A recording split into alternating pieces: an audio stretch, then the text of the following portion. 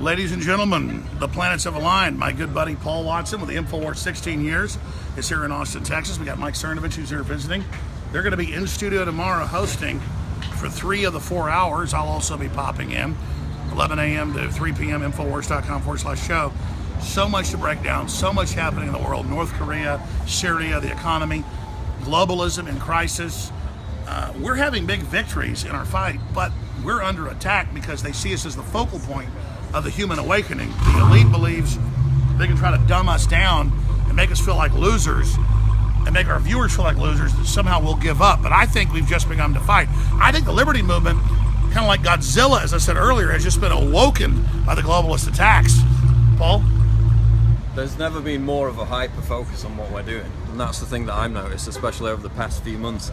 They will focus on like my late night tweets, and then it's, you know, Huffington Post half an hour later, it's Raw story, it's a hit piece. That is so intense over the past few months, which shows, like you said, they're attacking us, they're desperate to bring us down. It's never been more intense, which is why we appreciate your support more than ever. And let's be clear, it's not just that they're attacking us because they want to bring us down. And I'm not bragging, it's just a fact so you know how big of losers they are. They're doing it because they don't get any ratings outside of it. So they're attacking, but also trying to get the attention. I talked to the New York Times, the Atlantic Monthly, all their big writers. Kiss My Ass want to interview. They're all, they don't want to work for the establishment. They want to actually work for themselves, what InfoWars has done. So that's why they hate us so much, is because they're these pathetic slaves of these old 90-year-old globalist men that are just sold out the whole planet, and they feel like trash. They know they're liars. And so that's why they're constantly, and all they have is throngs of mindless trendies who have 3 or 4 worthless degrees and huge debts and have no future. I feel sorry for them, but that's their prey. And they're so scared their prey may actually wake up. So that's why these attacks are happening. Well, if you look at the YouTube issue recently, the demonetization, you compare it to mainstream media and we see why they're panicking. Average viewing gauge for BBC, this is the biggest network in Britain, 61 years old, and that's not bashing old people, it shows that their audience is literally dying. CNN, 58, Fox News, 69 years old, average age. You go on YouTube, it's Generation Z, it's millennials. PewDiePie, they're so afraid of PewDiePie, despite the fact that he just plays video games and goofs off most of the time. But it's the threat of his influence not being controlled by them, which is why Disney ditched him, which is why all these other corporations ditched him. And we're going to red pill PewDiePie. We already are. It's already happening. That's in the works. We'll see what happens. We're red. Oh, that's on YouTube. This is red pill PewDiePie. I love some of the comments. It's weird seeing Paul without a map. Paul, tell us about your map. People think that I live in my mom's basement and that it's just the map and nothing else around me. Tell the story of the map. You used to have white walls. I sent the map. Yeah, well, there's one in the studio in Austin, right? Yeah. Yeah. But it's become a little bit iconic, hasn't it? Now everyone else is using it. So, I'm outside. Finally. Now, coming back over here real quick. We're going to do some live inside feeds. Because we're all in the Screen Actors Guild. This is all fake. I love the media everywhere. It says, Jones says he's an actor. Yeah, if I dress up like the Joker and act all crazy and say crazy stuff, it's called satire. So I believe everything I'm basically saying. I believe in my message. I don't believe things literally I say as a satire. Like if I say, oh, I agree with the globalists, humanity's evil, blow the planet up. That's called satire. And then I literally have the government and others saying, do you want to blow the planet up? I'm saying, no, I'm being sarcastic about your recklessness. But my message, I believe in the overall message of freedom, lower taxes, classical liberalism that the control right and control left don't want, Paul. Well, yeah, and that ties into the other thing, which is, on the one hand, they say, you're just a crazy conspiracy theorist. To me, they say, you just work for a crazy conspiracy theorist. So we're crazy, we're discredited, we should be ignored on the one hand. Yet on the other hand, constant hit pieces every day about my tweets, about something you said, a sentence you said on the radio. So you can't have it both ways. Either we're crazy, discredited, people have to ignore us, or you have to take us seriously. They can't have it both ways, but that's what they try to do. It's a massive double standard. Well, they're dominated by New Independent Press, the new right. We're not the new right. We're not the alt. We're just patriots, libertarians. But that's why they're panicking. I saw a joke saying, Alex is very excited to have Paul here, heart. I am. 16 years ago, I saw Paul's great website, what he was doing, hired him, he's done a great job, made him get on TV. I don't take credit for it. And now Paul reaches, 20, 30 million people a week conservatively. That's what this is. This is so exciting. I'm excited about winning the culture wars and defeating the Republican establishment and the Democratic establishment, Paul. That's what it's all about. We've come so far. Like when I first visited you in Austin in 2005, 2006, I mean, we were reaching a lot of people, but the organisation was so small in comparison to what it is now. It's not huge by mainstream media standards. But it's 20 times bigger. 20 times bigger at least. And that's because people have supported us. We don't take big fat checks from George Soros. We don't take ads from pharmaceutical companies.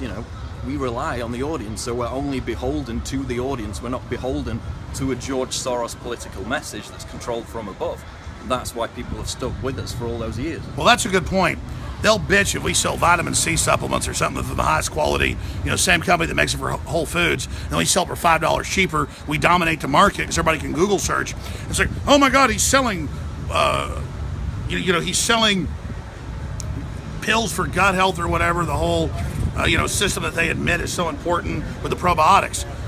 Oh my God, we're so evil. Or we sell vitamin C, or we sell coffee. It's like, we can't sell anything for our message, but only the big corporate sponsors with war and death and Prozac, they're okay. No one's listening to it. It's a joke. And they're just trying to convince themselves and you that they're still pertinent. Then they have to report on us because they're such jokes. They're gone. It's already over. They've already lost.